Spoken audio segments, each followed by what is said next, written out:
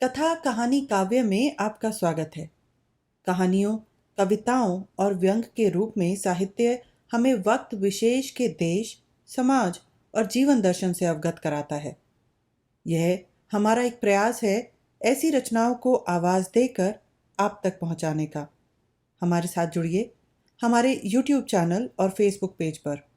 Like, share, subscribe. कथा कहानी काव्य।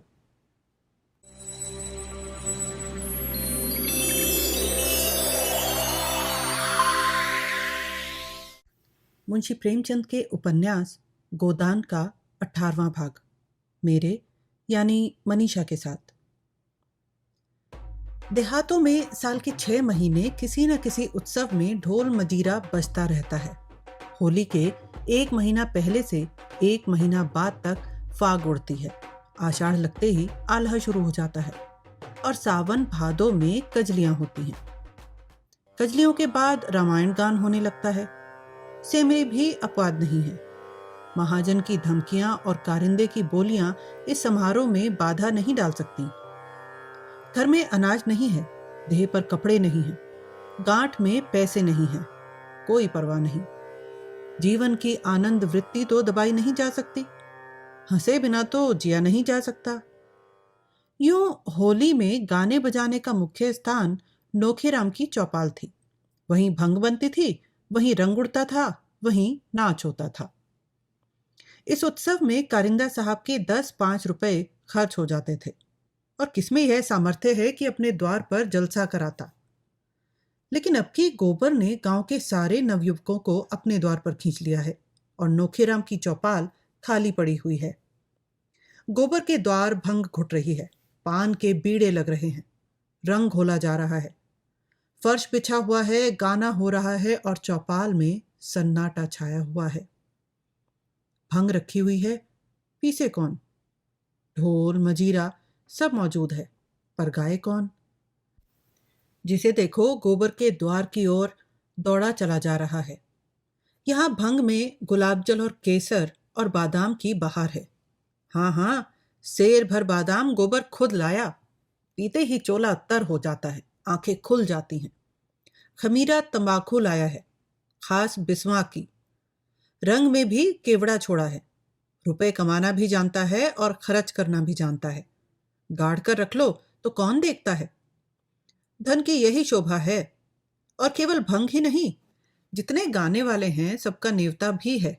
और गांव में न नाचने वालों की कमी है, न गाने वालों की, न अभिनय करने वालों की। शोभा ही लंगड़ों की ऐसी नकल करता है कि क्या कोई करेगा। और बोली की नकल करने में तो उसका सानी ही नहीं है। जिसकी बोली कहो उसकी बोले, आदमी की भी और जानवर की भी। गिरधर नकल करने में बेजोड़ है। वकील की नकल वह करे, पटवारी की नकल वह करे, थानेदार की, चपरासी की, सेठ की, सभी की नकल कर सकता है। हाँ, बेचारे के पास वैसा सामान नहीं है, मगर अब की गोबर ने उसके लिए सभी सामान मंगा दिया है और उसकी नकलें देखने जोग होंगी। ये चर्चा इतनी फैली कि सांझ से ही तमाशा देखने वाले जमा होने लगे। आसपास के गांव से दर्शकों की टोलियां आने लगी। 10 बजते बजते 3-4 हजार आदमी जमा हो गए। और जब गिरधर झिंगुरी सिंह का रूप धरे अपने मंडली के साथ खड़ा हुआ तो लोगों को खड़े होने की जगह भी न मिलती थी। वही खलवाट सिर, वही बड़ी मूछें और वही तोंद। बैठे भोजन कर रहे हैं और पहली ठकुराइन बैठी पंखा झल रही है। ठाकुर ठकुराइन को रसिक नेत्रों से देखकर कहता है, अब भी तुम्हारे ऊपर वह जोबन है कि कोई जवान देख ले तो तड़प जाए। और ठकुराइन फूल कर कहती हैं, जभी तो गई नवेली लाए। उसे तो लाया हूं तुम्हारी सेवा करने के लिए, वह तुम्हारी क्या बराबरी करेगी। छोटी बीवी यह वाक्य सुन लेती है और मुंह फुलाकर चली जाती है। दूसरे दृश्य में ठाकुर खाट पर लेटे हैं और छोटी बहू मुंह फेरे हुए जमीन पर बैठी है। ठाकुर बार बार उसका मुंह अपनी ओर फेरने की विफल चेष्टा करते कहते हैं, मुझसे क्यों रूठी हो मेरी लाडली? तुम्हारी लाडली जहां हो वहां जाओ, मैं तो लौंडी हूं, दूसरों की सेवा टहल करने के लिए आई हूं। तुम मेरी रानी हो, तुम्हारी सेवा टहल करने के लिए वह बुढ़िया है। पहली ठकुराइन सुन लेती है और झाड़ू लेकर घर में घुसती है। और कई झाड़ू उन पर जमाती है। ठाकुर साहब जान बचाकर भागते हैं। फिर दूसरी नकल हुई जिसमें ठाकुर ने 10 रुपए का दस्तावेज लिखकर 5 रुपए दिए, शेष नजराने और तहरीर और दस्तूरी और ब्याज में काट लिए। किसान आकर ठाकुर के चरण पकड़कर रोने लगता है। बड़ी मुश्किल से ठाकुर रुपए देने पर राजी होते हैं। जब कागज लिख जाता है और आदमी के हाथ में 5 रुपए रख दिए जाते हैं तो वह चकराकर पूछता है, ये तो 5 ही है मालिक। अरे 5 नहीं 10 हैं, घर जाकर गिनना। नहीं सरकार, 5 हैं। 1 रुपया नजराने का हुआ कि नहीं? हाँ सरकार। 1 तहरीर का? हाँ सरकार। 1 कागज का? हाँ सरकार। 1 दस्तूरी का? हाँ सरकार। 1 सूद का? हाँ सरकार। 5 नगद 10 हुए कि नहीं? हाँ सरकार। अब ये 5 भी मेरी ओर से रख लीजिए। कैसा पागल है?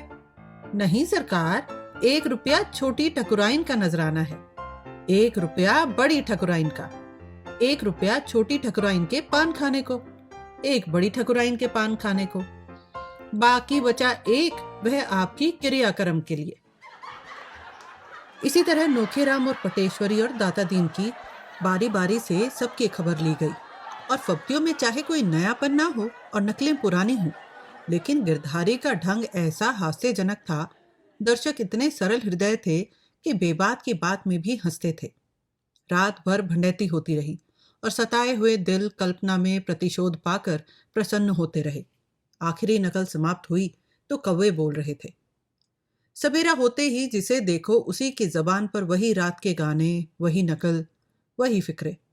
मुखिया तमाशा बन गए। जिधर निकलते हैं उधर ही 2-4 लड़के पीछे लग जाते हैं और वही फिक्रे कसते हैं। झिंगुरी सिंह तो दिल्लगी बाज आदमी थे, इसे दिल्लगी में लिया, मगर पटेश्वरी में चिढ़ने की बुरी आदत थी और पंडित दाता दीन तो इतने तुनक मिजाज थे कि लड़ने पर तैयार हो जाते थे। वह सबसे सम्मान पाने के आदी थे। कारिंदा की तो बात ही क्या, राय साहब तक उन्हें देखते ही सिर झुका देते थे। उनकी ऐसी हंसी उड़ाई जाए और अपने ही गांव में, ये उनके लिए असह्य था। अगर उनमें ब्रह्म तेज होता तो इन दुष्टों को भस्म कर देते, ऐसा शाप देते कि सबके सब भस्म हो जाते। लेकिन इस कलयुग शाप का असर ही जाता रहा, इसलिए उन्होंने कलयुग वाला हथियार निकाला। होरी के द्वार पर आए और आंखें निकालकर बोले, क्या आज भी तुम काम करने ना चलोगे होरी? अब तो तुम अच्छे हो गए हो। मेरा कितना हरज हो गया ये तुम नहीं सोचते? गोबर देर में सोया था, अभी अभी उठा था और आंखें मलता हुआ बाहर आ रहा था कि दाता दीन की आवाज कान में पड़ी।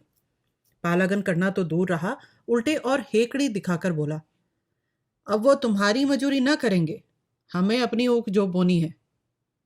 दाता दीन ने सुरती फांकते हुए कहा, काम कैसे नहीं करेंगे? साल के बीच में काम नहीं छोड़ सकते। जेठ में छोड़ना हो तो छोड़ दें, करना हो तो करें, उसके पहले नहीं छोड़ सकते। गोबर ने जम्हाई लेकर कहा, उन्होंने तुम्हारी गुलामी नहीं लिखी है, जब तक इच्छा थी काम किया, अब नहीं इच्छा है नहीं करेंगे, इसमें कोई जबरदस्ती नहीं कर सकता। तो होरी काम नहीं करेंगे ना? तो हमारे रुपए सूद समेत दे दो। 3 साल का सूद होता है 100 रुपया, असल मिलाकर 200 होते हैं। हमने समझा था 3 रुपए महीने सूद में कटते जाएंगे, लेकिन तुम्हारी इच्छा नहीं है तो मत करो, मेरे रुपए दे दो। धन्ना सेठ बनते हो तो धन्ना सेठ का काम करो। होरी ने दाता दीन से कहा, तुम्हारी चाकरी से मैं कब इनकार करता हूं महाराज, लेकिन हमारी ऊख भी तो बोने को पड़ी है। गोबर ने बाप को डांटा, कैसी चाकरी और किसकी चाकरी? यहां तो कोई किसी का चाकर नहीं, सभी बराबर हैं। अच्छी दिल लगी है, किसी को 100 रुपए उधार दे दिए और उसे सूद में जिंदगी भर काम लेते रहे, मूल ज्यों का त्यों। ये महाजनी नहीं, खून चूसना है। तो रुपए दे दो भैया, लड़ाई काहे की? मैं आने रुपए ब्याज लेता हूं, तुम्हें गांव घर का समझकर आधाने रुपए पर दिया था। हम तो 1 रुपया सैकड़ा देंगे, 1 कौड़ी बेसी नहीं। तुम्हें लेना हो तो लो, नहीं अदालत से लेना। 1 रुपया सैकड़े ब्याज कम नहीं होता। मालूम होता है रुपए की गर्मी हो गई है। गर्मी उन्हें होती है जो 1 के 10 लेते हैं। हम तो मजूर हैं, हमारी गर्मी पसीने के रास्ते बह जाती है। मुझे याद है तुमने बैल के लिए 30 रुपए दिए थे, उसके 100 हुए, और अब 100 के 200 हो गए। इसी तरह तुम लोगों ने किसानों को लूट लूट कर मजूर बना डाला और आप उनकी जमीन के मालिक बन बैठे। 30 के 200, कुछ हद है। कितने दिन हुए होंगे दादा? होरी ने कातर कंठ से कहा। यही 8-9 साल हुए होंगे। गोबर ने छाती पर हाथ रखकर कहा। 9 साल में 30 रुपए के 200? 1 रुपए के हिसाब से कितना होता है? उसने जमीन पर एक ठीकरे से हिसाब लगाकर कहा। 10 साल में 36 रुपए होते हैं, असल मिलाकर 66। उसके 70 रुपए ले लो, इससे बेसी मैं 1 कौड़ी न दूंगा। दाता दीन ने होरी को बीच में डालकर कहा। सुनते हो होरी गोबर का फैसला? मैं अपने 200 छोड़ के 70 रुपए ले लूं, नहीं अदालत करूं। इस तरह का व्यवहार हुआ तो कै दिन संसार चलेगा? और तुम बैठे सुन रहे हो? मगर ये ना समझ लो मैं ब्राह्मण हूं, मेरे रुपए हजम करके तुम चैन ना पाओगे। मैंने ये 70 रुपए भी छोड़े, अदालत भी न जाऊंगा। जाओ, अगर मैं ब्राह्मण हूं तो अपने पूरे 200 रुपए लेकर दिखा दूंगा, और तुम मेरे द्वार पर आओगे और हाथ बांध कर दोगे। दाता दीन झल्लाए हुए लौट पड़े। गोबर अपनी जगह बैठा रहा, मगर होरी के पेट में धर्म की क्रांति मची हुई थी। अगर ठाकुर या बनिए के रुपए होते तो उसे ज्यादा चिंता ना होती, लेकिन ब्राह्मण के रुपए? उसकी एक पाई भी दब गई तो हड्डी तोड़कर निकलेगी। भगवान न करे ब्राह्मण का कोप किसी पर गिरे। वंश में कोई चिल्लू भर पानी देने वाला, घर में दिया जलाने वाला भी नहीं रहता। उसका धर्म भी मन त्रस्त हो उठा। उसने दौड़कर पंडित जी के चरण पकड़ लिए और आर्त स्वर में बोला, महाराज, जब तक मैं जीता हूं तुम्हारी एक एक पाई चुकाऊंगा। लड़के की बातों पर मत जाओ। मामला तो हमारे तुम्हारे बीच में हुआ है, वह कौन होता है? दाता दीन जरा नर्म पड़े। जरा इसकी जबरदस्ती देखो। कहता है 200 रुपए के 70 लो या अदालत जाओ। अभी अदालत की हवा नहीं खाइए, जब ही एक बार किसी के पाले पड़ जाएंगे तो फिर यह ताव न रहेगा। 4 दिन शहर में क्या रह गए, तानाशाह हो गए। मैं तो कहता हूं महाराज, मैं तुम्हारी एक एक पाई चुकाऊंगा। तो कल से हमारे यहां काम करने आना पड़ेगा। अपनी ऊख बोना है महाराज, नहीं तुम्हारा ही काम करता। दाता दीन चले गए तो गोबर ने तिरस्कार की आंखों से देखकर कहा, गए थे देवता को मनाने, तुम ही लोगों ने इन सबों का मिजाज बिगाड़ दिया है। 30 रुपए दिए, अब 200 रुपए लेगा, और डांट ऊपर से बताएगा और तुमसे मजूरी कराएगा, और काम कराते कराते मार डालेगा। होरी ने अपने विचार में सत्य का पक्ष लेकर कहा, नीति हाथ से ना छोड़ना चाहिए बेटा। अपनी अपनी करनी अपने साथ है। हमने जिस ब्याज पर रुपए लिए वह तो देने ही पड़ेंगे। फिर ब्राह्मण ठहरे, इनका पैसा हमें पचेगा? ऐसा माल तो इन्हीं लोगों को पचता है। गोबर ने त्योरियां चढ़ाई। नीति छोड़ने को कौन कह रहा है, और कौन कह रहा है कि ब्राह्मण का पैसा दबा लो? मैं तो यही कहता हूं कि इतना सूद नहीं देंगे। बंक वाले 12 आने सूद देते हैं, तुम 1 रुपया ले लो, और क्या किसी को लूट लोगे? उनका रोया जो दुखी होगा हुआ करे, उनके दुखी होने के डर से हम बिल क्यों खो दें? बेटा, जब तक मैं जीता हूं मुझे अपने रास्ते चलने दो। जब मैं मर जाऊं तो तुम्हारी जो इच्छा हो वह करना। तो फिर तुम ही देना। मैं तो अपने हाथों अपने पाँव में कुल्हाड़ी न मारूंगा। मेरा गधापन था कि तुम्हारे बीच में बोला। तुमने खाया है, तुम भरो, मैं क्यों अपनी जान दूं? ये कहता हुआ गोबर भीतर चला गया। जुनिया ने पूछा, आज सवेरे सवेरे दादा से क्यों उलझ पड़े? गोबर ने सारा वृतांत कह सुनाया और अंत में बोला, अरे इनके ऊपर ऋण का बोझ इसी तरह बढ़ता जाएगा, मैं कहाँ तक भरूंगा? उन्होंने कमा कमा कर दूसरों का घर भरा है, मैं क्यों उनकी खोदी हुई खंदक में गिरूं? इन्होंने मुझसे पूछकर कर्ज नहीं लिया, ना मेरे लिए लिया। मैं उसका देनदार नहीं हूं। उधर मुखियों में गोबर को नीचा दिखाने के लिए षड्यंत्र रचा जा रहा था। यह लौंडा शिकंजे में ना कसा गया तो गांव में अधर्म मचा देगा। प्यादे से फर्जी हो गया है, टेढ़ा तो चलेगा ही। जाने कहाँ से इतना कानून सीखाया है। कहता है रुपए सैकड़े सूद से बेसी न दूंगा, लेना हो तो लो, नहीं अदालत जाओ। रात इसने सारे गांव के लौंडों को बटोर कर कितना अनर्थ किया, लेकिन मुखियों में भी ईर्ष्या की कमी न थी। सभी अपने बराबर वाले के परिहास पर प्रसन्न थे। पटेश्वरी और नोखेराम में बातें हो रही थी। पटेश्वरी ने कहा, मगर सबों को घर घर की रत्ती रत्ती का हाल मालूम है। चिंगूरी सिंह को तो सबों ने ऐसा रगेटा कि पूछो ना। दोनों ठकुराइनों की बातें सुन सुनकर लोग हंसी के मारे लोटपोट हो गए। नोकेराम ने ठट्ठा मारकर कहा, मगर नकल सच्ची थी। मैंने कई बार उनकी छोटी बेगम को द्वार पर खड़े लौंडों से हंसी करते देखा है। और बड़ी रानी काजल और सिंदूर और महावर लगाकर जवान बनी रहती हैं। दोनों में रात दिन छिड़ी रहती है। झिंगुरी पक्का बेहया है, कोई दूसरा होता तो पागल हो जाता। सुना तुम्हारी बड़ी भद्दी नकल की, चमरिया के घर में बंद करा के पिटवाया।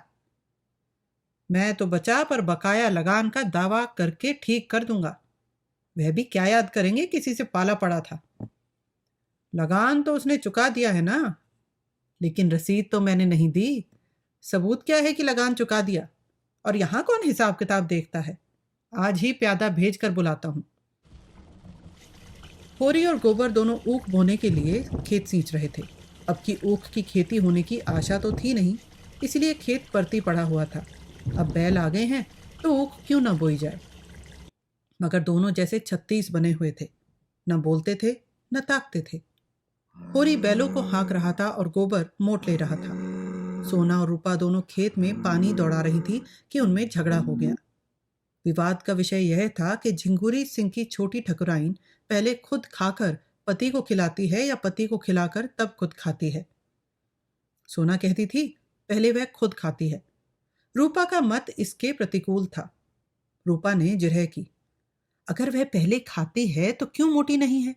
ठाकुर क्यों मोटे हैं? अगर ठाकुर उन पर गिर पड़े तो ठकुराइन पिस जाएं। सोना ने प्रतिवाद किया, तू समझती है अच्छा खाने से लोग मोटे हो जाते हैं?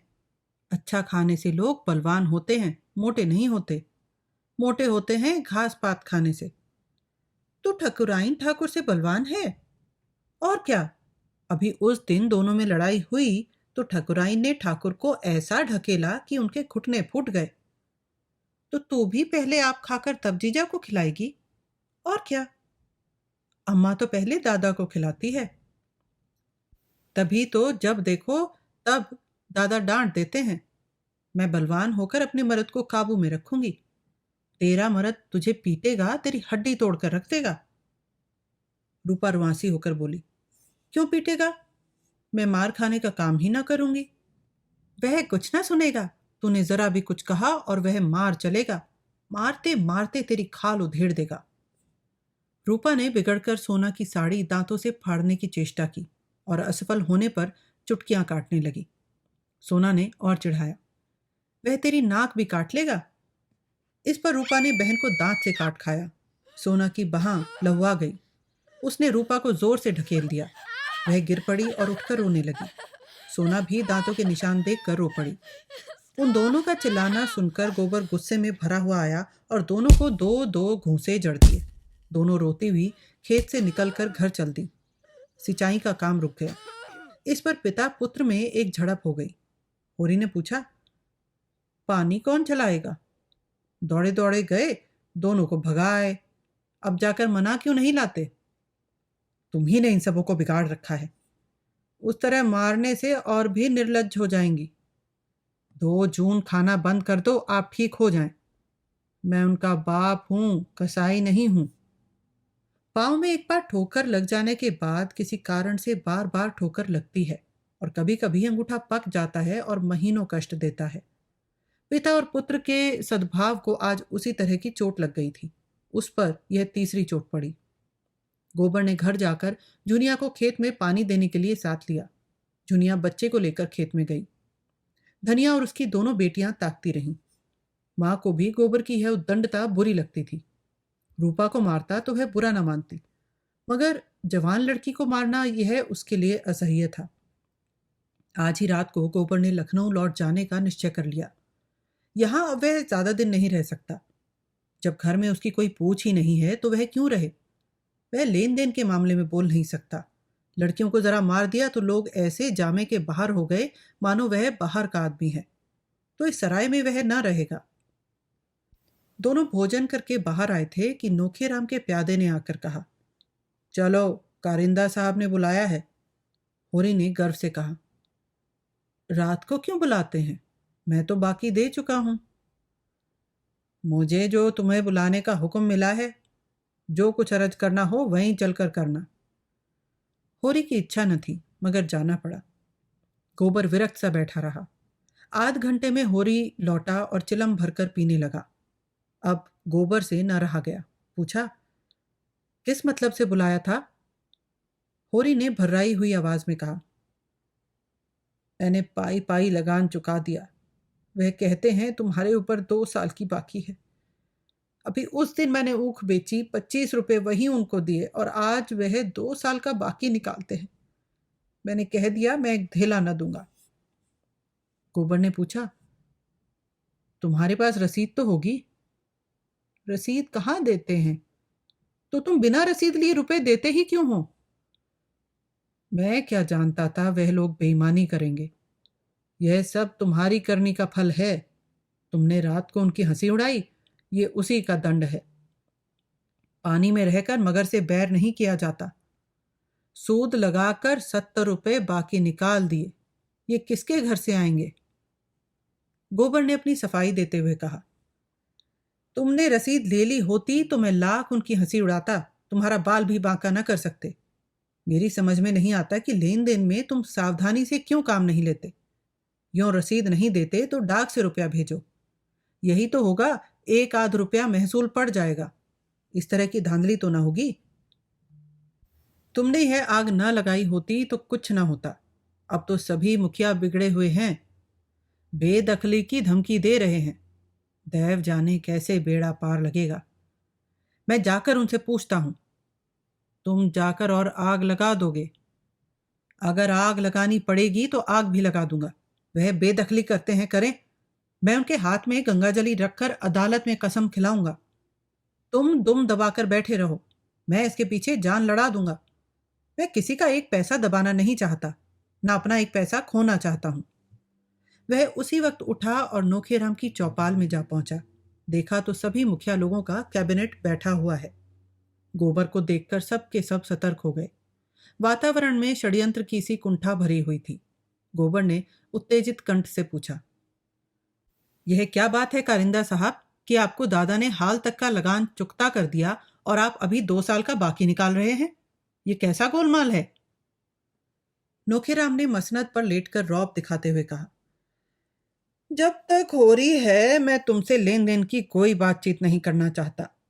गोबर ने आहत स्वर में कहा, तो मैं घर में कुछ नहीं हूं?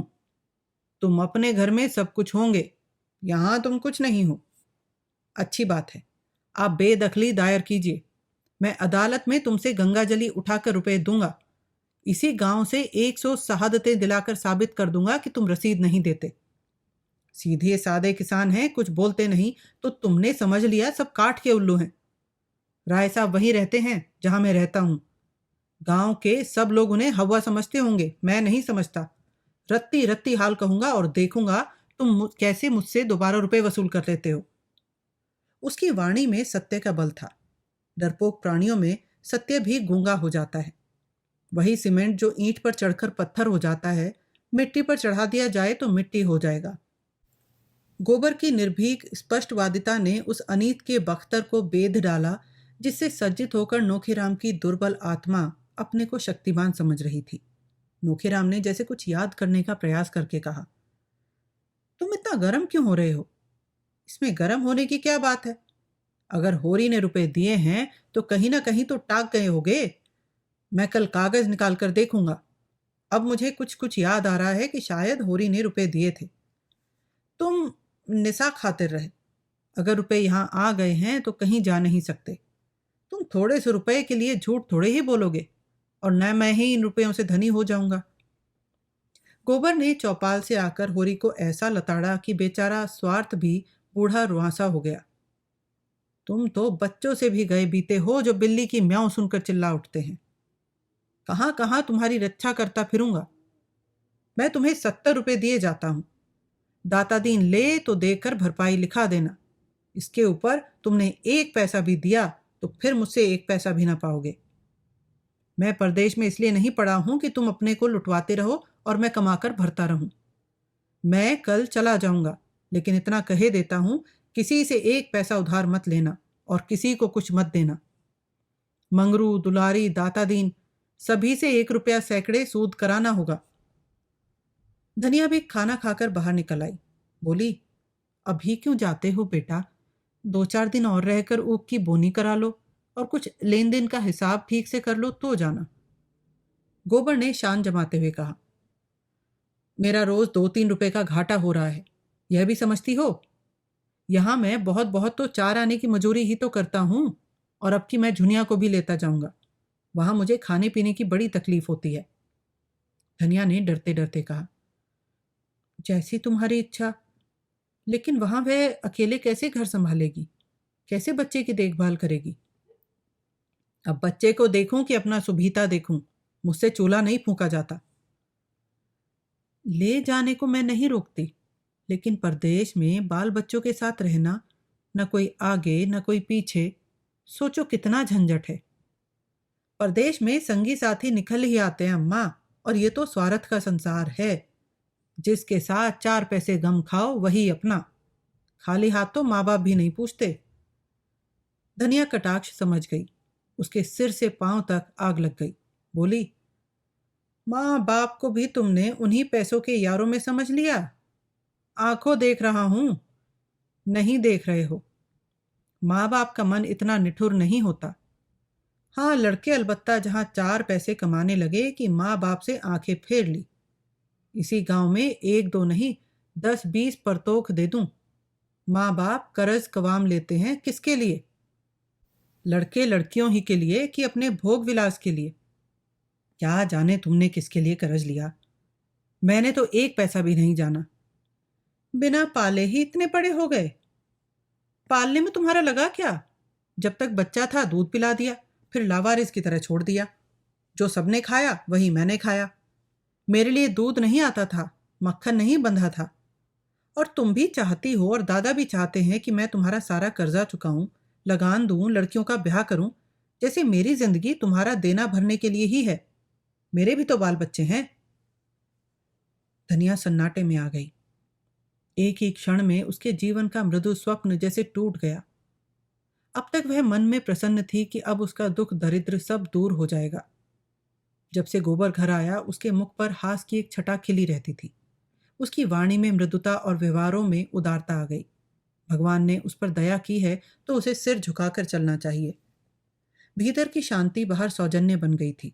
ये शब्द तपते हुए बालू की तरह हृदय पर पड़े और चने की भांति सारे अरमान झुलस गए। उसका सारा घमंड चूर चूर हो गया। इतना सुन लेने के बाद अब जीवन में क्या रस रह गया?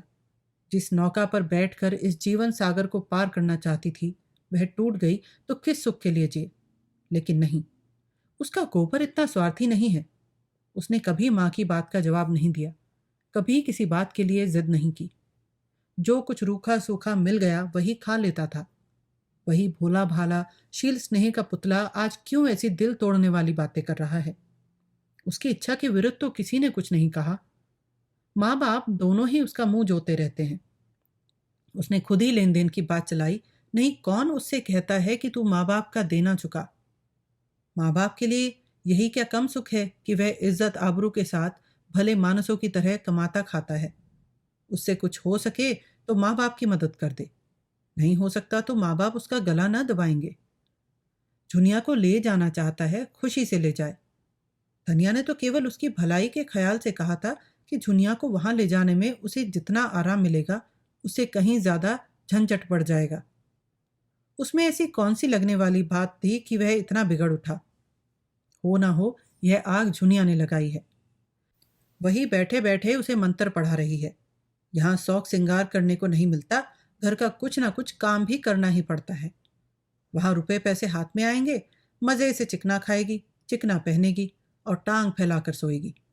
2 आदमियों की रोटी पकाने में क्या लगता है, वहाँ तो पैसा चाहिए। सुना बाजार में पकी पकाई रोटियां मिल जाती हैं। यह सारा उपद्रव उसी ने खड़ा किया है। शहर में कुछ दिन रह भी चुकी है, वहाँ का दाना पानी मुंह लगा हुआ है। यहाँ कोई पूछता न था, यह भोंदू मिल गया, इसे फांस लिया। जब यहाँ 5 महीने का पेट लेकर आई थी तब कैसी म्याऊं म्याऊं करती थी। तब यहाँ शरण न मिली होती तो आज कहीं भीख मांगती होती। यह उसी नेकी का बदला है। इसी चुड़ैल के पीछे डांड देना पड़ा, बिरादरी में बदनामी हुई, खेती टूट गई, सारी दुर्गत हो गई। और आज यह चुड़ैल जिस पत्तल में खाती है उसी में छेद कर रही है। पैसे देखे तो आंख हो गई, तभी ऐठी ऐठी फिरती है, मिजाज नहीं मिलता। आज लड़का 4 पैसे कमाने लगा है ना। इतने दिनों बात नहीं पूछी तो सास का पांव दबाने के लिए तेल लेकर दौड़ती थी। डाइन उसके जीवन की निधि को उसके हाथ से छीन ले जाना चाहती है। दुखित स्वर में बोली, ये मंत्र तुम्हें कौन दे रहा है बेटा? तुम तो ऐसे न थे।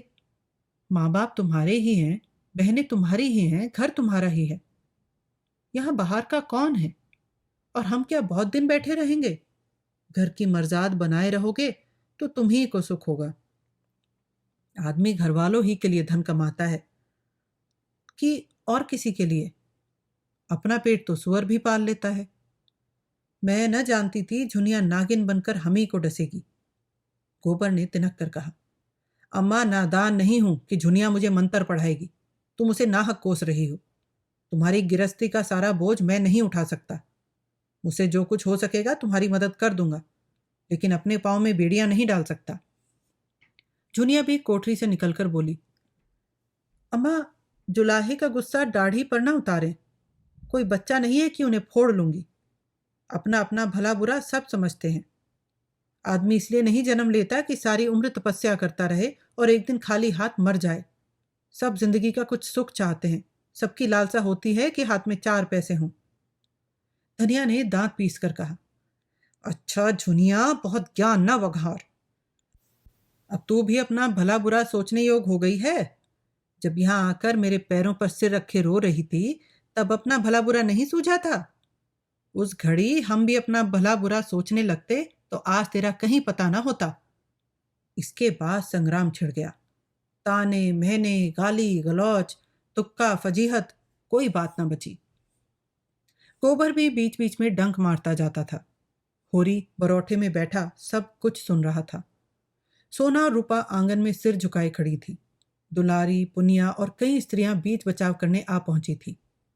गर्जन के बीच में कभी कभी बूंदें भी गिर जाती थी। दोनों ही अपने अपने भाग्य को रो रही थी। दोनों ही ईश्वर को कोस रही थी और दोनों अपनी अपनी निर्दोषिता सिद्ध कर रही थी। झुनिया गड़े मुर्दे उखाड़ रही थी। आज उसे हीरा और शोभा से विशेष सहानुभूति हो गई थी, जिन्हें धनिया ने कहीं का न रखा था। धनिया की आज तक किसी से न पटी थी तो झुनिया से कैसे पट सकती थी। धनिया अपनी सफाई देने की चेष्टा कर रही थी, लेकिन न जाने क्या बात थी कि जनमत झुनिया की ओर था। शायद इसलिए कि झुनिया संयम हाथ से न जाने देती थी और धनिया आपे से बाहर थी। शायद इसलिए कि झुनिया अब कमाऊ पुरुष की स्त्री थी और उसे प्रसन्न रखने में ज्यादा मसलहत थी। तब होरी ने आंगन में आकर कहा, मैं तेरे पांव पड़ता हूं धनिया, चुप रहे। मेरे मुंह में कालिक मत लगा। हाँ, अभी मन ना भरा हो तो और सुन। धनिया फुंकार मारकर उधर दौड़ी। तुम भी मोटी डाल पकड़ने चले? मैं ही दोषी हूं, वह तो मेरे ऊपर फूल बरसा रही है। संग्राम का क्षेत्र बदल गया। जो छोटों के मुंह लगे वह छोटा। धनिया किस तर्क से झुनिया को छोटा मान ले? होरी ने व्यथित कंठ से कहा, अच्छा वह छोटी नहीं बड़ी सही।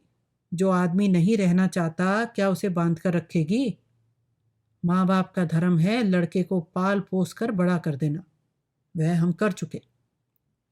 उनके हाथ पांव हो गए। अब तू क्या चाहती है? वे दाना चारा लाकर खिलाएं? माँ बाप का धर्म 16 आने लड़कों के साथ है। लड़कों का माँ बाप के साथ एक आना भी धर्म नहीं है। जो जाता है उसे असीस देकर विदा कर दे। हमारा भगवान मालिक है। जो कुछ भोगना बदा है भोगेंगे। 40 सात 47 साल इसी तरह रोते रोते कट गए। 10 5 साल हैं, वह भी यूं ही कट जाएंगे। उधर गोबर जाने की तैयारी कर रहा था, इधर घर का पानी भी उसके लिए हराम है। माता होकर जब उसे ऐसी ऐसी बातें कहे तो अब वह उनका मुंह भी नहीं देखेगा। देखते ही देखते उसका बिस्तर बंध गया। जुनिया ने भी चुंदरी पहन ली। मुन्नू भी टोप और फ्रॉक पहनकर राजा बन गया। होरी ने आर्द्रकंठ से कहा, बेटा, कुछ कहने का मुंह तो नहीं है, लेकिन कलेजा नहीं मानता।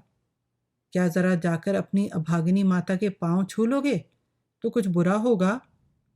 जिस माता की कोख से जन्म लिया और जिसका रक्त पीकर पले हो, उसके साथ इतना भी नहीं कर सकते? गोबर ने मुंह फेर कर कहा, मैं उसे अपनी माता नहीं समझता। होरी ने आंखों में आंसू लाकर कहा, जैसी तुम्हारी इच्छा, जहां रहो सुखी रहो। जुनिया ने सास के पास जाकर उसके चरणों को आंचल से छुआ। धनिया के मुंह से असीस का एक शब्द भी ना निकला। उसने आंख उठाकर देखा भी नहीं। गोबर बालक को गोद में लिए आगे आगे था। जुनिया बिस्तर बगल में दबाए पीछे। एक चमार का लड़का संदूक लिए था। गांव के कई स्त्री पुरुष गोबर को पहुंचाने गांव के बाहर तक आए और धनिया बैठी रो रही थी, जैसे कोई उसके हृदय को आगे से चीर रहा हो। उसका मातृत्व उस घर के समान हो रहा था जिसमें आग लग गई हो और सब कुछ भस्म हो गया हो। बैठकर रोने के लिए भी स्थान न बचा हो।